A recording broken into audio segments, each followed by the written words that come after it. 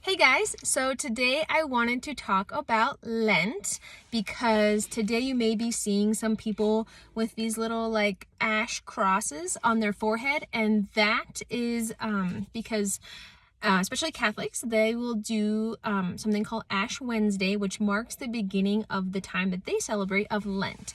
So Lent is traditionally the 40 days before Easter. So it starts on Ash Wednesday and it ends on Easter to prepare our hearts for Easter. So Easter marks when Jesus was raised from the dead, because if Jesus died on the cross and never raised from the dead, then there's no point in being a Christian because our faith is useless. But because Jesus rose from the dead, that's awesome. That makes our faith valid and true. And so I wanted to talk a little bit about Lent in case you don't really know much about it. So Lent is not technically in the Bible at all, but it doesn't mean that we should just like throw it away and just not even think about it. But Lent is an awesome practice that some people do, as long as your heart is in the right place. So let me just kind of like start off with that. Anyway, so the 40 days between Ash Wednesday, which is today, and Easter is what technically Lent is. It's when it's observed. It was started by the Catholic Church, and essentially what they do is they fast from something for 40 days. So I think they got the 40 days from when Moses went on Mount Sinai before he got the 10 Commandments. That's found in Exodus 34:28, if you want to look that up. And then also Jesus was in the desert, and he was fasting from food, and then he was also tempted by the devil for 40 days. He was in the desert for 40 days, and then he was tempted by Satan. And that's found in Luke 4:2, if you want to look that up. So essentially, I think that that's a really cool number of 40 because that represents two really big things that happened of people fasting. And so fasting is a great practice, I think. Fasting in general. Well, I don't think. God says, so therefore I think it. It's not bad to participate in Lent if your heart is in the right place, because we, as I said before, we're preparing our hearts for Easter. So I want to read a little three verses from the Bible in Matthew 6, 16 through 18. So I have my Bible right here. Anyway, I'm going to read it for you in the New American Standard Version. So it says, and whenever you fast, do not put on a gloomy face as the hypocrites do, for they neglect their appearance in order to be seen fasting by men. Truly I say to you, they have their reward in full. But you, when you fast, anoint your head and wash your face, so that you may not be seen fasting by men, but by your Father who is in secret. And your Father who sees in secret will repay you. And I have a little note that repay also could be reward.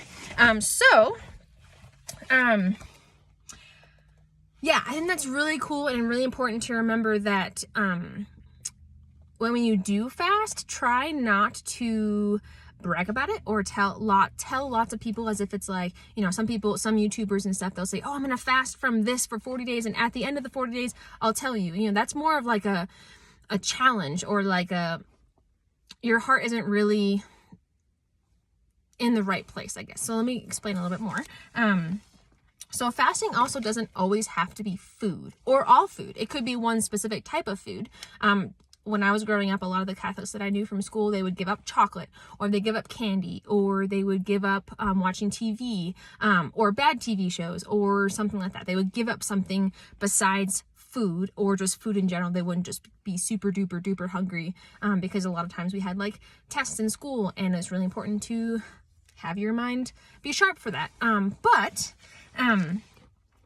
why should we fast? That's another good question. The point of fasting is not so we can be grumpy, and it's not for bragging rights either. So Lent is less about saying no to one thing for 40 days. It's actually more about saying yes to God intentionally for 40 days. And hopefully it'll draw you closer to God. And so God won't love you more if you fast. You're not going to get brownie points for making up for the sin you did or anything like that. It's not like penance or something. Which else was in the Bible, but we'll talk about that later. Anyway, so when you fast from food, your stomach usually growls, and then you feel hungry. And that pain can remind you to pray. And so if you fast from TV, every time you feel that impulse to turn it on, it reminds you to pray. And so you can pray for others, you can pray for yourself, you can pray Thanksgiving prayers, like giving thanks for your blessings and everything.